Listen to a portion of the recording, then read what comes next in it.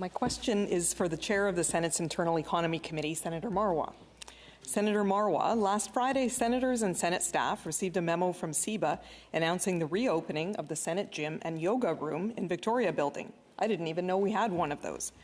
Despite vigorous activity and close quarters in these rooms, with the potential for the spread of a lot of droplets, masks there are only recommended, not required. Meanwhile, mandatory masking still applies in common areas in the Senate, including this chamber, and, according to a March 25th CEBA press release, quote, entrances, hallways, washrooms, and break rooms, quote.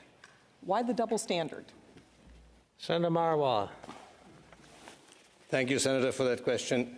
I don't think it's really a double standard. I don't think you can compare doing an exercise workout to sitting in the Senate chamber or in the hallways.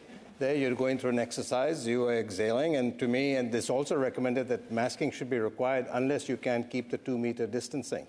The change rooms are all mandatory, all other aspects of the gym are mandatory, excepting when you're exercising. And I think that's an appropriate application of the guidelines. Senator Batter, supplementary? Yes.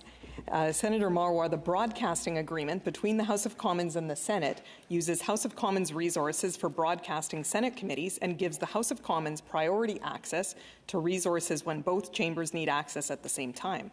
Exactly 1 year ago, you told Senator Griffin that the House of Commons had, in fact, offered to, quote, add additional capacity to give us more availability, but they require several months to train the staff and the person. This would have taken us to the end of June, by which time we would have risen anyway, quote. That was 1 year ago. Since then, Senate committees have limped along at maximum 50% capacity. In the past fiscal year, Legal Committee only sat 14 times, Rules Committee 7 times, and your own Internal Economy Committee only sat 9 times in that year. Normally, it would sit that often in 3 months. A year ago, you told Senator Griffin, quote, we will be revisiting the decision, and if things don't improve, we will take the appropriate steps, quote. So, Senator Marwa, why didn't you?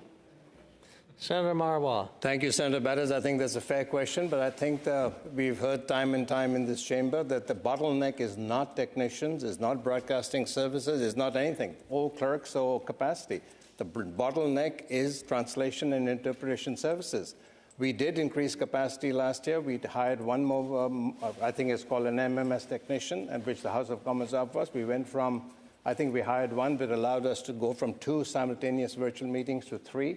But beyond that, there was no point hiring additional technicians or doing other capacity because we couldn't get more interpretation services. So that's the bottleneck, Senator Batters, and if that's resolved, other capacity can be increased. Otherwise, we're increasing and spending money for no benefit.